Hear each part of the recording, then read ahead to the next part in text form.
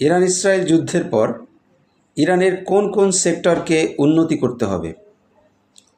আমরা দেখতে পেয়েছি যে ইরান ইসরায়েল যুদ্ধের মধ্য থেকে ইরানের বেশ কয়েকটি সেক্টরকে উন্নতি করতে হবে এবং তাদের দুর্বলতা পরিলক্ষিত হয়েছে।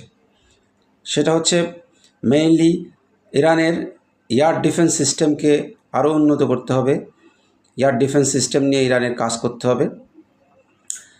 এই যুদ্ধে যদি তারা এয়ার ডিফেন্স সিস্টেম খুব ভালো থাকতো এবং ব্যাপক রেঞ্জের একটা এয়ার ডিফেন্স সিস্টেম থাকতো, কার্যকরী এয়ার ডিফেন্স, তো যেখানে ইরানের 600-র উপরে হতাহত হয়েছে, সেই হতাহতের জায়গা হয়তো দেখা যেত যে সর্বোচ্চ 50-60 জন এর ভিতরেই থাকতো।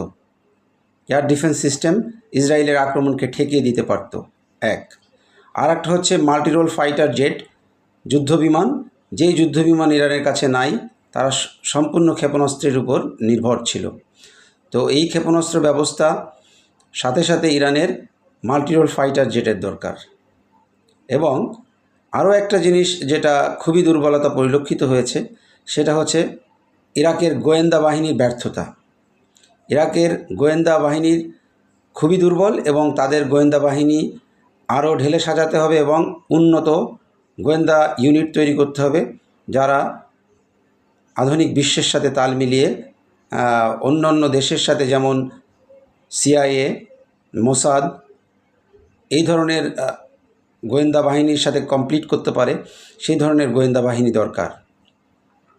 এবং সাথে সাথে তাদের নানা ধরনের অত্যাধুনিক যুদ্ধবিমান তাদের মেইনলি দরকার। তাহলেই দেখা যাবে যে ইরান পরবর্তীতে এই ধরনের যুদ্ধের ক্ষেত্রে তারা হতাহতের সংখ্যা এবং তাদের রেজাল্ট পেতে অনেক সহায়ক হবে। ধন্যবাদ। সবাই ভালো থাকবেন, সুস্থ থাকবেন। আল্লাহ হাফিজ।